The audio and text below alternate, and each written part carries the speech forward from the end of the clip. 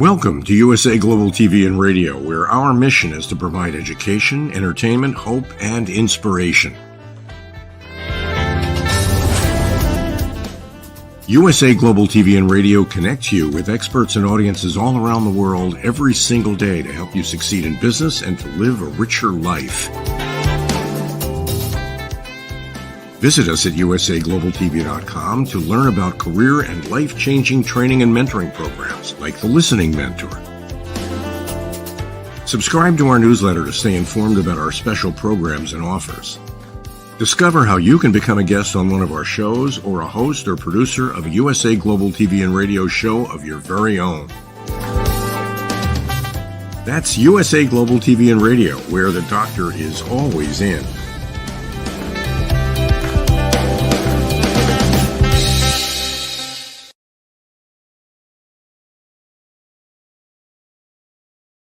Hello, everyone. Welcome to USA Global TV and Radio, where we're beginning another week of outstanding broadcasts. We stand for world-class education, entertainment, hope, and inspiration. I'm Dr. Jacalyn Kerbeck, and I want to welcome all of our loyal followers across all of the platforms, especially E360 TV, Roku Worldwide, and Amazon Fire. Today's show is a woman's prerogative. And if you're joining us for the first time, you're in for a treat. We have a panel of women from around the world who join and share their perspectives about our topic. Today's topic is handling awkward situations. And the great news is that one of our panelists is actually a therapist. So she will weigh in as a therapist would, and also as she would feel personally. So let's welcome our panel today. It is a bank holiday in the UK, so all of our team members are not with us. But joining me is Caroline HEWARD. She's known as the Harley Street stress expert, and she helps people bust their stress. Welcome, Caroline. Woo! That's a better introduction than I can do. Well, it's good to see you, and you always add so much value to the program, so thank you for being here. Thank you. Always wonderful to do this show with you. Thank you. And I'd like to have our audience know that there's actually a part 2 of A Woman's Prerogative. It's not taking place today because our other team member in New Zealand is not joining us, but we will have back-to-back shows going forward.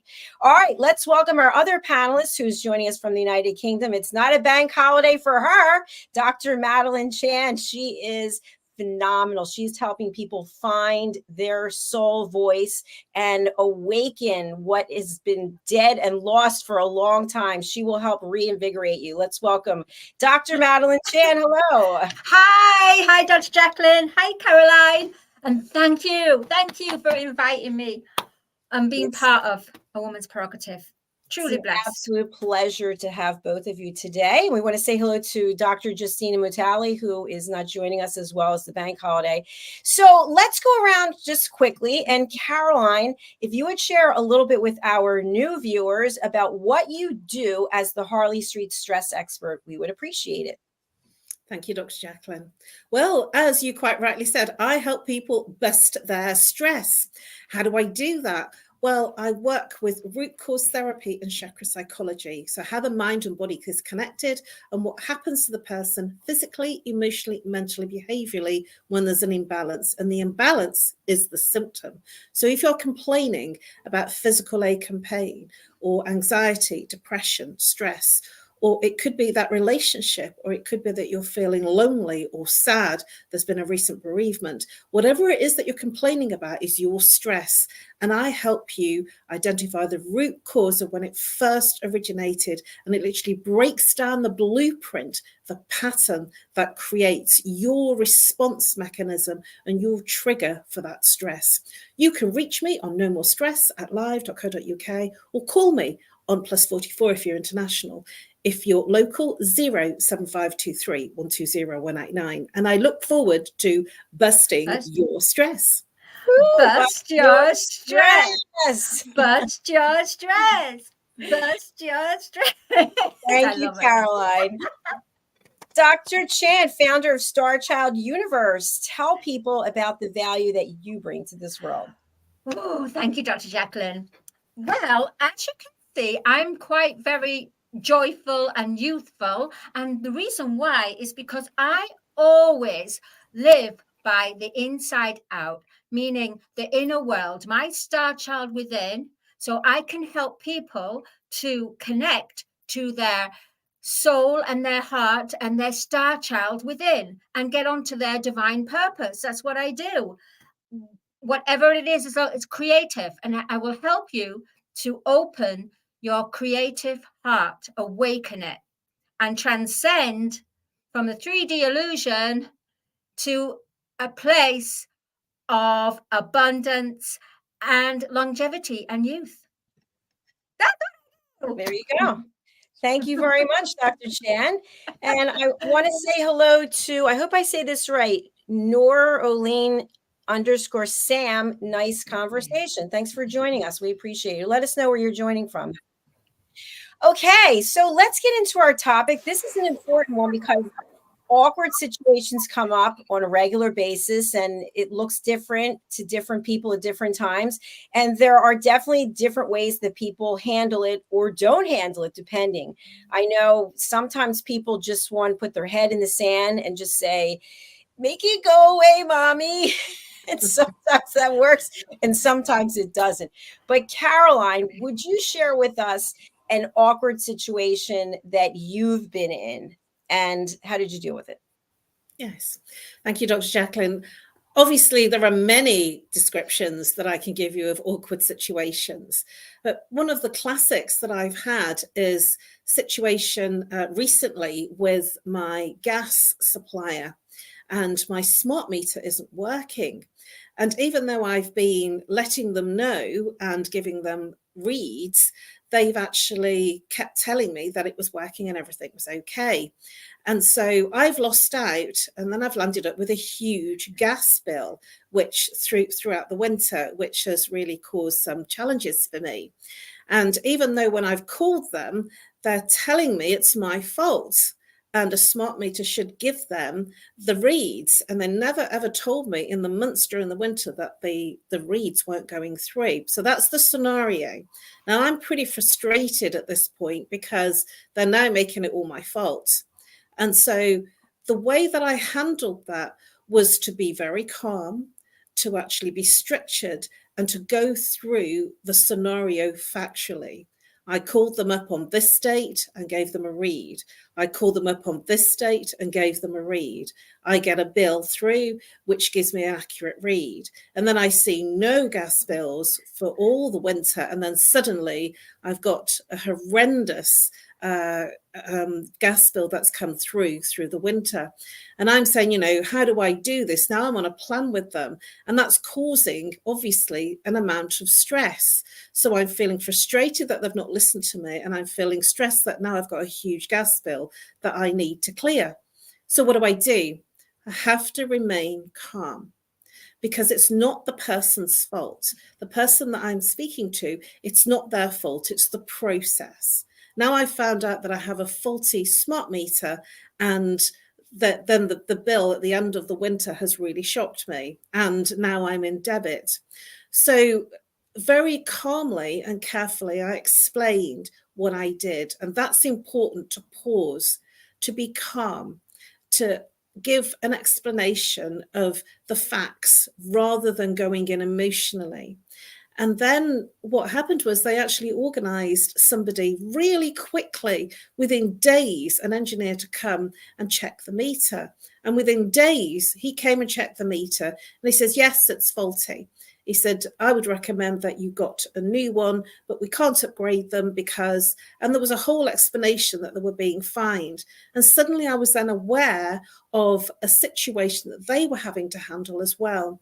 And I still remained calm, and I still remained focused on the outcome. So the important thing is to remain focused on a good and a positive outcome for both parties, and to make sure that you retain your emotions, because if you are emotional in this kind of a situation, the person on the other end can't deal with that, and they will probably not be solution focused. They will just hang up on you. Wow, Caroline, I could not have said it any better than that. Is fantastic. Keeping emotions at bay, looking for solutions, and envisioning what it must be like for the other person. Yeah. And I think also our emotions can just get completely out of control. That's not a good time to be making decisions, right? That's not a good time to be making phone calls. So sometimes we have to step away before we actually can effectively manage something. So, Dr. Chan, what did you think about what Caroline shared? Well, first of all, I commend her completely in the way that you listened to the conversation. You knew that the person that you were talking to, it wasn't their fault. It was the maintenance of the machine, which is beyond human comprehension, really. So I felt that, yeah, I think you dealt with it in a good way, and the fact that you centered yourself and you just remained calm. Remained calm and focused, and you listened, which Yay. is a golden key structure, golden key template. Elevated listening. Woo! Absolutely. Bravo. I think money is definitely one of those subject areas where people can just lose it. They can just go completely crazy if it has to do with money. Caroline, as a therapist, what's behind that? Well, money is related to the root chakra. And so I can only speak about it from the perspective of my training. And that's the base chakra, which is where your fear resides. So the saboteur of the base chakra is fear. And so when you are in fear and also scarcity, it knocks you out of balance. And so you will it affects the nervous system. So it's a whole rigmarole of things that go on. If you are feeling anxious and in fear, it affects your nervous system. And so when somebody is in scarcity or in fear of a financial situation, the first thing that they will do is go into overdrive and become completely unbalanced, which is why it's important to remain practical and factual and keep the emotions out of it as much as you can, and be explanatory in a way that helps the other person understand without getting them feeling sorry and pitying you, because it's important that, you know, there's an understanding and authenticity about a financial situation that's difficult, because there is a lot of that about, and people are embarrassed to talk about their finances. And that's the other thing. If somebody is comfortable to feel that they can approach you with a financial situation, that takes a lot of courage for that person to do that, because it isn't comfortable for anybody to admit that there's a problem. And so they're already on the back foot. They're already defensive before they've actually gone in to explain. And so it's important that when the person does come and say, hey, you know, and I did say, you know, look, I don't know how to handle this bill now. You know, it's horrendous. It's hundreds and hundreds of pounds. And I said, you know, I can't just pay it. And they said, well, we can organize the longest term plan, a 3-year plan. You know, you can pay so much. And now I've got an account manager looking after me, and she's telling me to give reads. So we've got like a solution-based formula to go forward.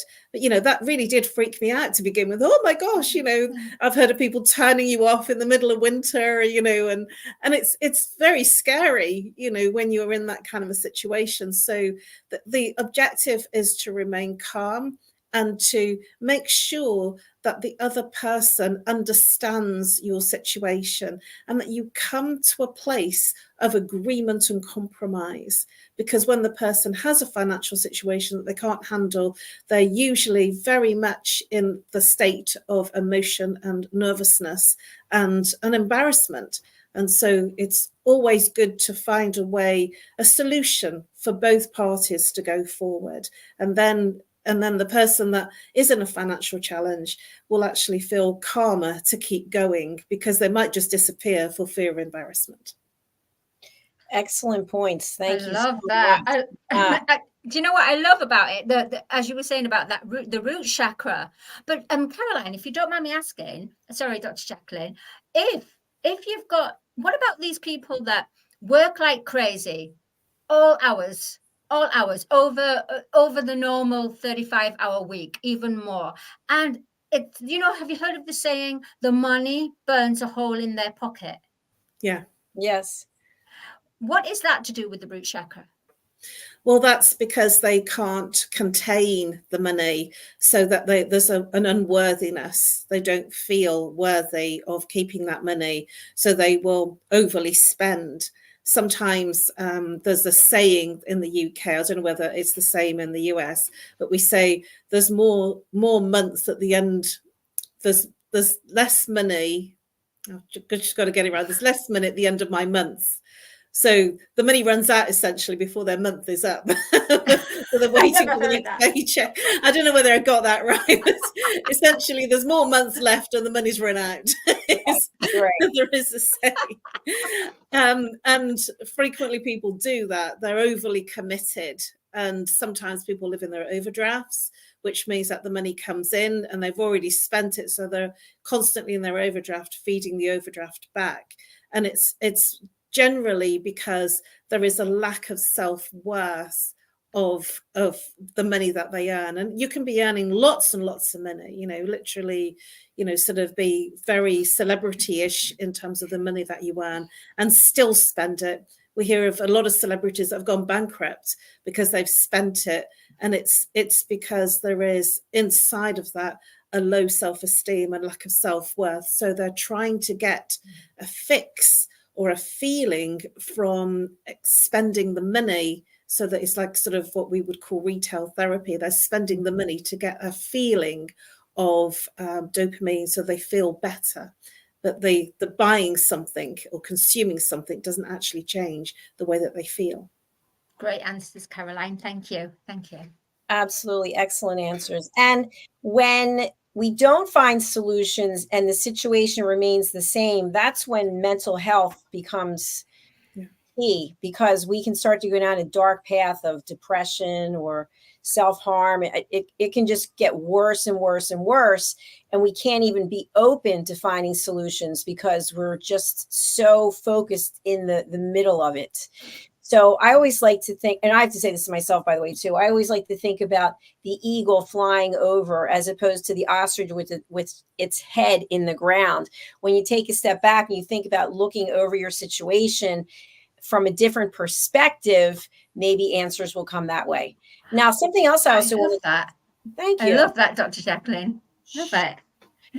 Something else I wanted to discuss is that when you're working on solutions and you decide to tell someone about your scenario and the person is not in support of what you're doing. I find this a lot, so I just keep my mouth shut.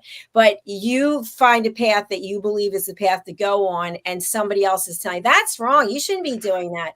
So Dr. Chan, what happens to you when you decide you're going to go a certain direction and then there's naysayers? Well, in the past, Dr. Jacalyn, when I used to talk to people that was close to me about my plans and what my visions were and my plan of my life, they didn't quite get it. And because they didn't get it, it's not the response that I was expecting. Not only that, I also feel when you bring out a project or you bring an idea that comes through the universe, comes through your creative heart, then it's sacred, and it needs to be sacred until it's ready to be birthed. And when it's ready to be birthed, just before, so that it can't be spoiled, then you have a perfect birth that you can give to that idea without people giving the evil eye, without people, because the evil eye and the hexes is not a modern day witchcraft. It's about bad words, bad thoughts, right? So that is hexes. That's a modern day witch. So many people are doing this.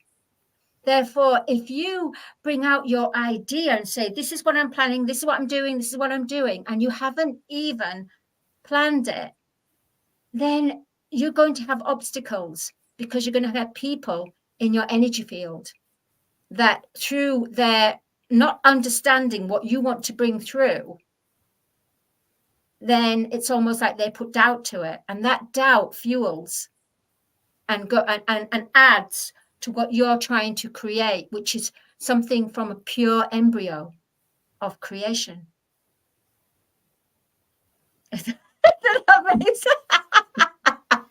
I'm processing. Caroline,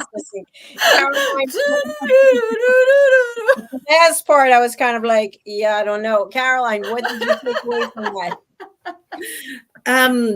What I took away from that, and it was very beautifully described and explained, Dr. Chan, is if your vibration is low, so if you're negative and if you're in fear, in worry, in anxiousness, in frustration, in lack, so in those low vibrational experiences, so if you're focused on, for instance, let's take the scenario of the finances, if we're focused on debt, then we will create more debt.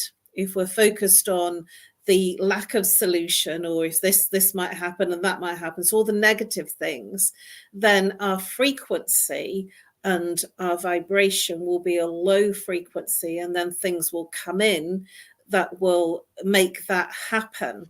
And so it's about keeping solution focused, keeping in the state of heart vibration. And when you're in the heart vibration, then you're in a state of gratitude and compassion. And when you're in gratitude, that's when you bring in more of what you're grateful for, which changes your experiences. Yeah, I agree with you to that certain extent. But the one thing that I was trying to bring across was, when you have something that you create from thought and it's not actually manifested in the physical, it's still in the unseen world. But some people, before it's actually being manifested in the physical world, go out and share with everyone, this is what's happening, this is what I'm doing, blah, blah. And they haven't actually manifested it in a physical world. That's the danger. That's the point where people through their feeling of lack add their own opinion and judgment. So you have to keep it like a child, pure. It's like when you have a child, you've got to keep it pure and protected. So you keep your gift or your project sacred and pure until it's ready for the birth. So incubation of 9 months, like, ooh, there you go, siren. I understand what you're saying. That makes sense. So when you're thinking about, let's say I'm thinking about how to expand the platform, instead of announcing it before it's finalized, I just wait till it's finalized and then I announce, which Yes. is what I do anyway. Yeah, you do. That's why you've got a phenomenally successful mothership. Well, thank you. So if we think about awkward situations, there can be situations that are awkward that are unrelated to money, that, maybe someone says something about you, or you've heard someone talking behind your back. This happens. Do you go and confront the person? So there's already an awkward situation. Do you make it even more awkward by addressing it, or do you just say, I'm going to give them grace and I'm not going down this path? Caroline. When you go into the that's the word, confront the situation, you're already putting yourself in a conflict situation. And I personally do my best to avoid confrontation because it doesn't feel healthy. And then at the same time, if you're very uncomfortable with a situation that is ongoing, then it is important to speak your truth, to actually say what's not right, because that can cause a disconnect in the relationship, and both people will feel something's not right. The one person knows what's not right, the other person is trying to second guess what's not working.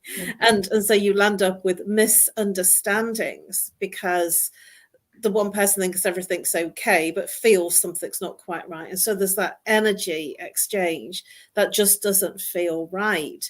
And so I feel it's important, if there is a miscommunication or something that's not right, is to find a space where you can come together and communicate about that when it's convenient for both parties, whether it's by audio phone call or whether it's by message or email. That there has to be a point that you almost like drop your guard and keep it factual, keep it to the point, keep it factual, and explain what you're not happy about, because the other person might not know.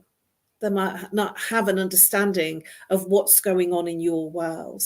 And so it is about understanding what's going on in both parties' worlds so that you can come together with a solution, rather than thinking all sorts of things, because we can mind read situations, can't we? Because oh, that person's not responded because of X, Y, Z. And it could be that there's a situation in their personal life, a sickness, for instance, or, sort of family stuff going on that the business person is completely unaware of. So it is important not to mind read and not to make up things. It could be this, it could be that, and to actually be factual and to reach out when it's convenient for both. That's the big thing here as a takeaway, to arrange a time to connect when it works for both parties, so that you can have a respectful and an honest exchange of conversation. I love that. Yeah, that makes a lot of sense. I do have something that's awkward that I've taken a different perspective, which doesn't mean that it's healthy. But after my mother died, I was highly aware of the people she was friends with who reached out and said something or put something on Facebook. And then the people who, even in the area, just didn't come by, didn't send a card, didn't call, and people that I hosted at my own home. And so now there are times when I could run into them and they don't even exist. They literally, I don't even see them. And so I don't know if that's healthy or not healthy, but I don't feel like having a conversation about why didn't you reach out after my mother died? And I know that there's a lot of reasons why people don't reach out, because they don't know what to say and they feel foolish but at the same point, not doing anything is a message also. So that to me has become a really weird, awkward situation, but I'm tolerant of it. And to me, I say to myself, that's how I'm dealing with it. You don't exist anymore. You're grieving. So there is a sense of loss, and that's important to accept that that's going on. and you know, your response is your response. At the other person, I don't know what it is, you know, because death is something that's defined. It's going to happen whether we like it or not. You know, everybody, you know, dies.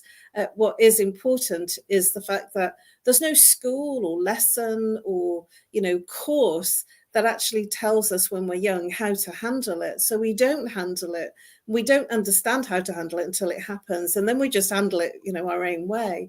And I believe that a lot of people go silent or walk across the street and don't speak to you because they just don't know what to say. They feel awkward, and they might even feel emotional, and they might feel uncomfortable to have that confrontational conversation. So there's two awkward things going on here. You know, death is imminent for, you know, it is there for everyone, and yet we just don't know as a society actually how to handle it. Very true. Can I intervene here if it's okay? Because sometimes I get downloads, and for some reason I just got a download with regards to what you're saying about death and everything. How about we have the funeral while the person's alive, so that person can see how much love they have.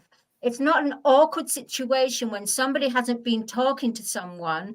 They're actually there, and it brings a lighter illumination to the death process.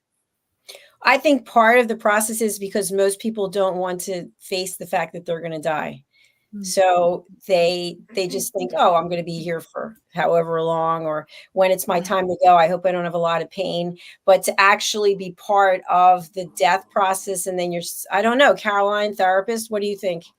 I'm entirely in agreement with you. I just think I'm going to go on forever.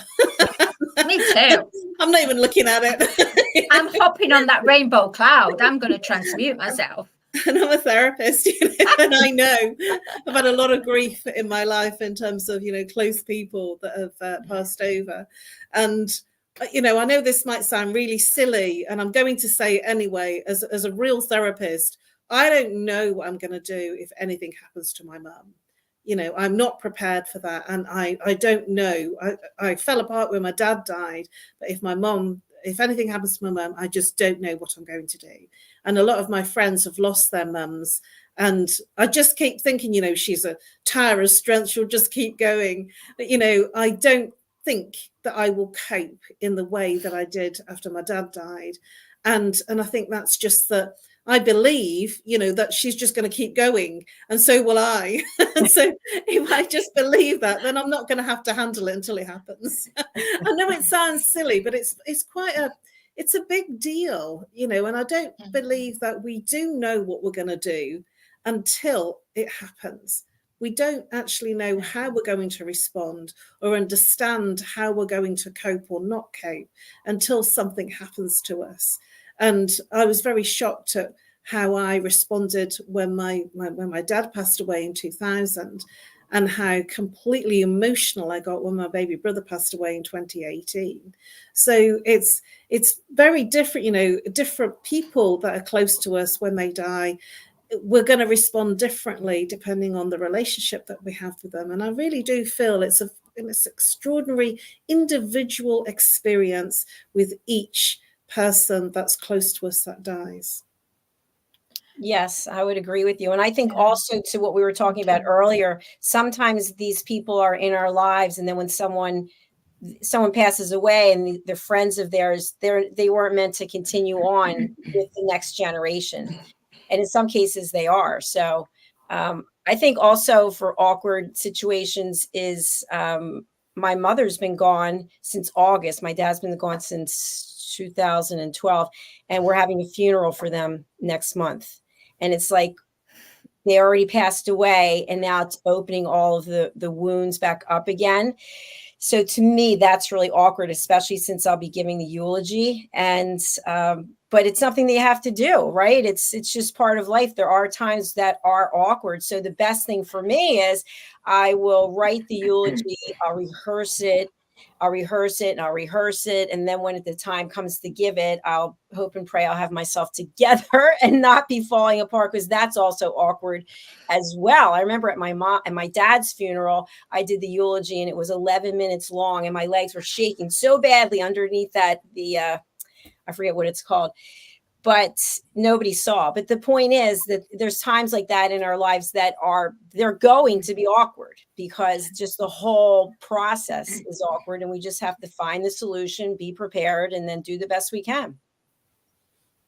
Yeah, that's so true. And I don't think you can prepare for how you're actually going to respond, because it's an emotional thing. Mm-hmm. You can do all the physical preparation, like, sort of the eulogy and all the practical things. That's stuff that you've actually got some control over. But the emotional state on the day, you don't know how you're going to be. And it's important just to feel, because we do have this Western culture where we're supposed to have this, certainly in the UK, we have this British stiff upper lip that we don't express our emotions. And, we are known for it, that we have to kind of, not be emotional, because otherwise we'll look silly. But, that's not true. It's about allowing yourself to be however that is. Being true, yeah, absolutely, Caroline. Being true to yourself, being true how you would, from your soul, from your heart, not from what others will think, and not even to think of what others will think. This is a sacred moment. It's an anniversary of dear loved ones. Well, and I think also another awkward situation can be in any scenario where you are stoic and you're just stiff upper lip, and the other person is just, have you ever had a conversation? One person's like bawling their eyes out about something, and you're like, I wonder how long this is going to go on, because you're just in a different place emotionally. And it's awkward because, maybe it's even that you want to give them a hug, but it's not appropriate. So that can be a really awkward situation too, when someone has completely lost control of themselves and you have yourself totally together. Oh. Absolutely. I mean, even with that, have you heard the term of when you read the room? Yes. The room, and it's especially with the area where I come from the creative arts and the pop industry, music industry. That's the most, and the fashion and all this. That's the most bitchiest, gossipy department store, I would say, house. And it's like you go in there and you go into the room, and there's somebody's talking about someone, then they all join in, and the other people, it's almost like they all conglomerate together and start bitching. And then suddenly have you ever had that experience? They turn around. So what do you think? Right. Yes, definitely. You're like, I don't think very much of what's going on here. Well, you brought up something that is also another awkward area. It's networking, for example. I've been invited to this event that's taking place this week, and I was thinking to myself, I'm going to have to walk in by myself. That's awkward. I don't like that. I don't like, especially networking functions. I always hated that when I was in corporate. I could feel the sweat dripping down the back of my neck because I was so nervous, because you think to yourself, at least I was thinking to myself, you walk in and everyone's going, oh, look at that. Who's she? Why is she by herself? Why is she wearing that? Like, it's all insecurity, right? But then if you have the confidence and you walk over to someone and they're not interested in talking to you, like you just keep going around the room. And finally, I've done that. I'm just like, I'm leaving. Just leave. I'm going to the restroom. I'll be back. No, I'm not coming back. So, for example, this event's coming up and I feel awkward even going. I'd like to go, but I'm not going to go because I'm by myself. Can I remind you of something? Dr. You Jacalyn? Can, yes. All right. Do you remember that song that you wrote? I forget which one it was. What was I thinking back then? What was I thinking back then? Reread those lyrics, put on those beautiful, glamorous shoes, and you go in there and you strut your stuff, girl. Thank you. Thank you, Dr. Chan. I'm still thinking it over. I don't know. Caroline, what do you think about a networking situation? Do you like to go in there and just take charge, or are you kind of like creeping and crawling around the walls in the back of the room? Well, I have quite a different perspective. I do like to network, and I always find it really interesting to speak to interesting people. So what I do is interesting. And so I always like to start with asking the other person. And when I ask the other person, what brings them there, how do they find out about the event, or what do they do in their spare time, or are they passionate about? I have some like questions, or what do you do for work?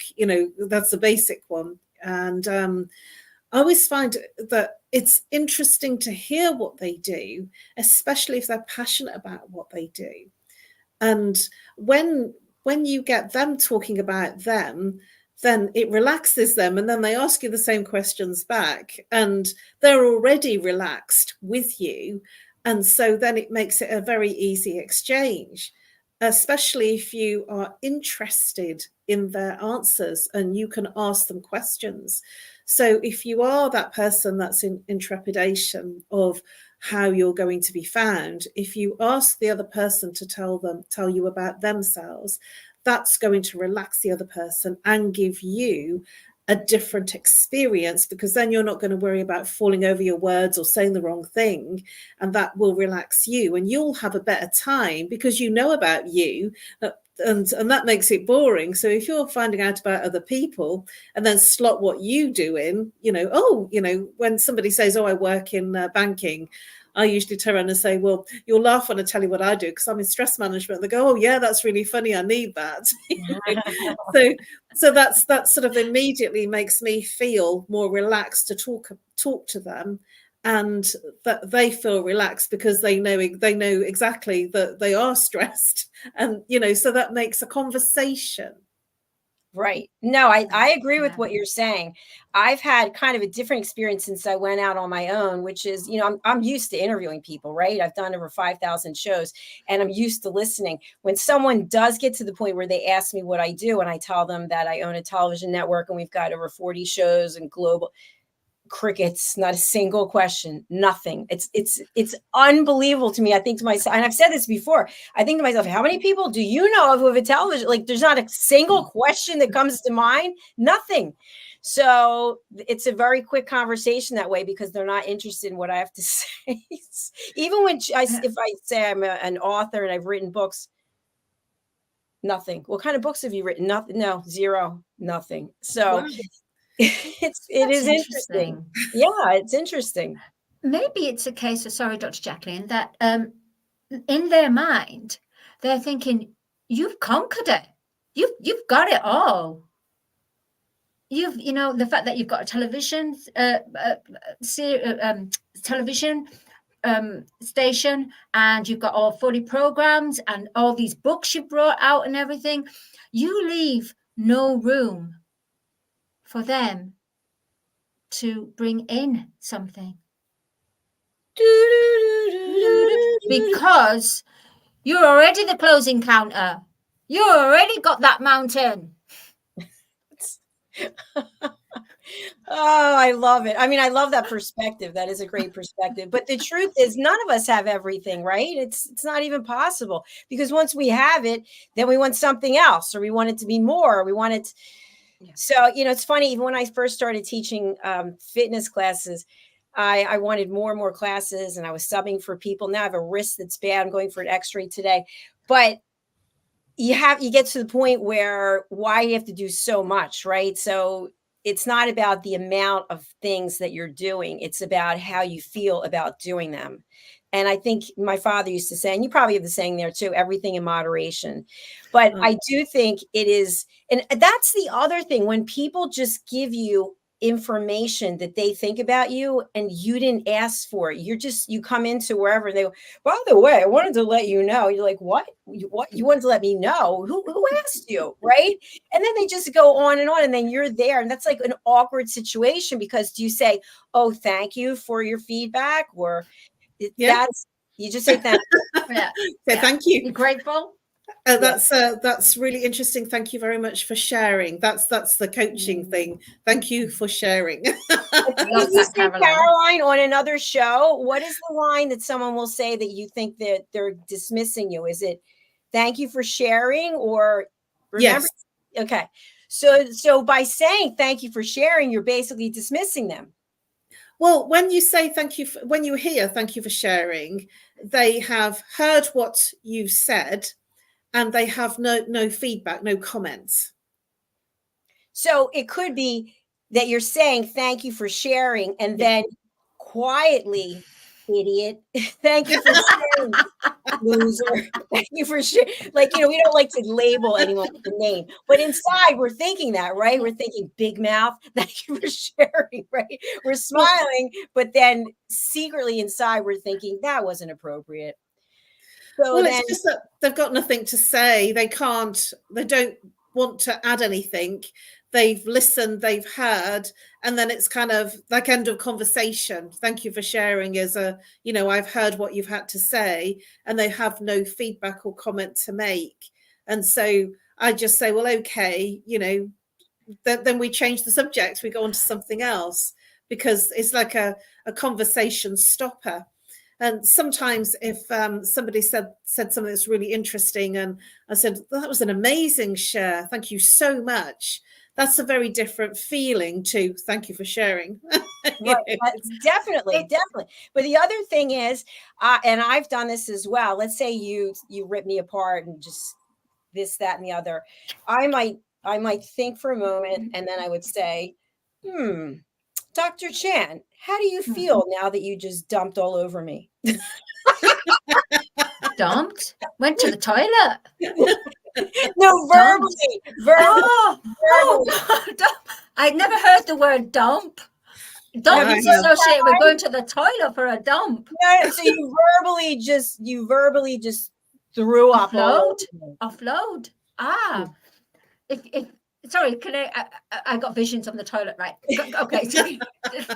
Right, so if you and I are having a conversation and you're saying all these negative things about me, I could say, Dr. Chan, thank you for sharing. Or I could say, how do you feel now that you just verbally unleashed all of your negative energy that's been pent up for decades on me? How do you feel now?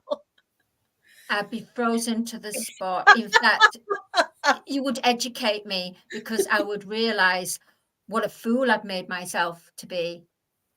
And the fact that's also negative energy too, right? And that's negative energy. And I have negative. Yes, exactly. But you might secretly walk away and go, yeah, good one. High five. No, cheeky little one. Cheeky, Dr. Jacalyn. No, I wouldn't. I'd just be real. I'd be truthful. If you did that to me, I would really feel it. I really would. And I'd have to put things right. I would. How about this one? This happens a lot. And by the way, we're like way over time. How about this? I hope you don't mind if I share this with you. All of a sudden you're like, whoa, it's coming. I don't know what it is, but it's not good. What if you said, I do mind and I don't want to hear it? Is that appropriate? Or do you just let them tell you? I've actually said to people, would you like to hear a different perspective, or would you like to hear a solution to that problem? And sometimes they go, no, thank you. Okay. Then what do you do? It's like there's nowhere to go.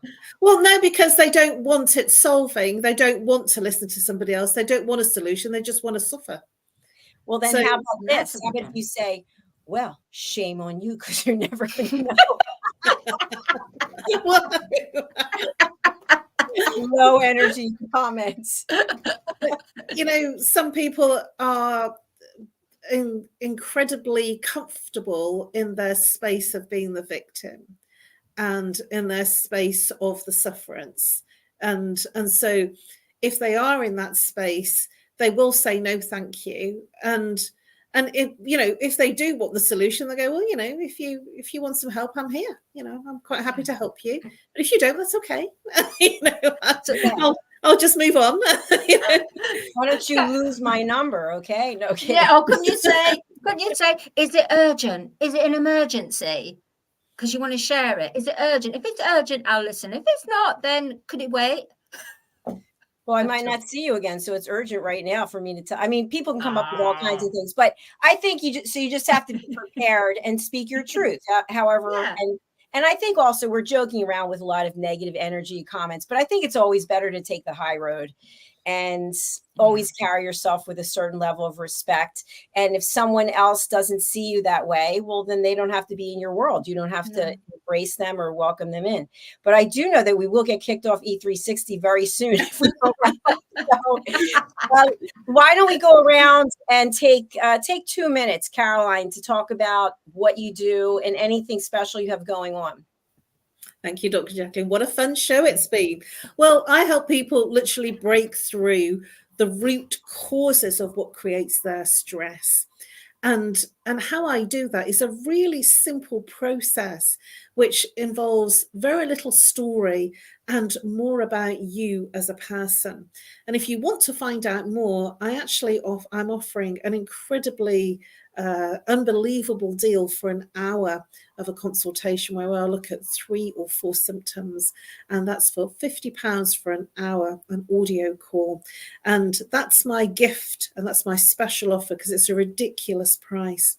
And if you are suffering physically with ache and pain, emotionally with anxiety, sadness, loneliness, heartache, mentally, anxiety, stress, depression, or if you're complaining about that relationship, if every single person that you go out with, it's the same feeling that you get, the same scenario, different person, different name, then reach out and call me on email me on nomorestress@live.co.uk, or call +44 if you're international, 0 if you're local, 7523 120 189.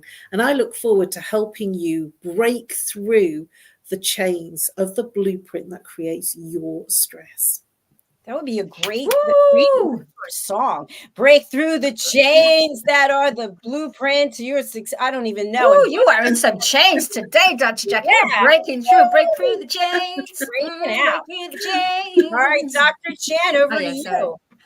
Over to me. Oh my gosh, I'm a mixture of all sorts. Right. Okay. All I'm going to say is that I can help you connect to your inner child, where you will feel youthful, longevity. You will feel creative. You'll be co-creating with a passion, a purpose, and belief. And also, I've been collaborating with Dr. Jacalyn on the Creative Hearts Awakening book. So we are looking for all these people out there who are connected to their creativity and want to share it with the world.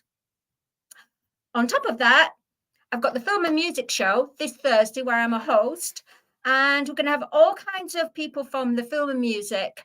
I'm a passionate creative heart genius, and I will help you connect to your divine feminine, which is your creative heart and soul, which will bring you onto a divine life, divine mind, divine soul. That's what I can do. And please contact me on LinkedIn, Dr. Madalene Chan, or you can find me on MadaleneChan.com. Please connect to me, and I will help you find the inner child, find your star child. What am I saying? Bye. Saying bye. Thank you. All right, we're going to wrap up. Thank you to our friends at E360 TV, and thank you to everybody out there who is watching, whether it's live or on the replay. We do appreciate you.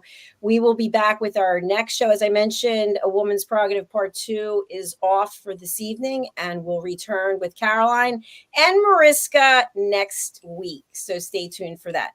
All right, thank you, everyone. Bye for now. Bye. Bye, Caroline. Bye, Dr. Jacalyn. Bye. This program has been brought to you in part by Zane Carson Carruth, etiquette and protocol expert, international award-winning author, television show host, and philanthropist. Thank you to Zane, our official diamond sponsor for USA Global TV and Radio in partnership with E360 TV. Zane is the author of the world's first tooth fairy ever, as well as many other children's books. She's also the television host of Elegance, Polished Demeanor, and Posh Living, seen on USA Global TV and Radio.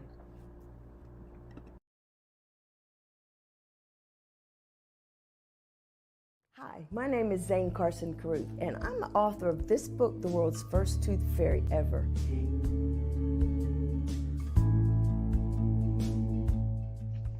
Reading is magic. Studies have shown that reading to your children lays the foundation for greater success in life. Reading helps develop language and vocabulary skills. It helps improve memory, and it encourages curiosity and inspires creativity. The benefits are immeasurable, and as a parent, you'll benefit too. In only 10 or 15 minutes a day, you'll be creating warm memories and a bonding experience that will last for years to come. So take time to read to your children. Read them books about things that engage and interest them. Tales of fairies and magic fascinate children, and as everyone knows, the Tooth Fairy is at the top of the list.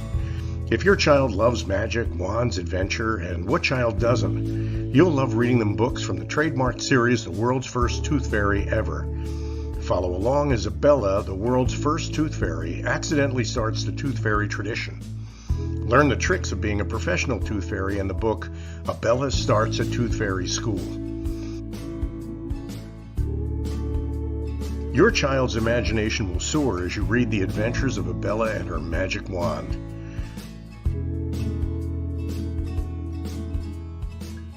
These wonderful books are available at worldsfirsttoothfairy.com and at Amazon, Barnes & Noble, and Walmart.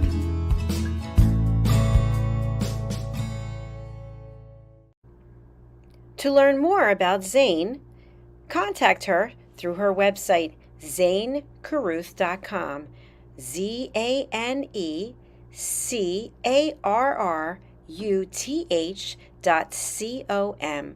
Order Zane's books and merchandise. Contact her about being a keynote speaker at your next event.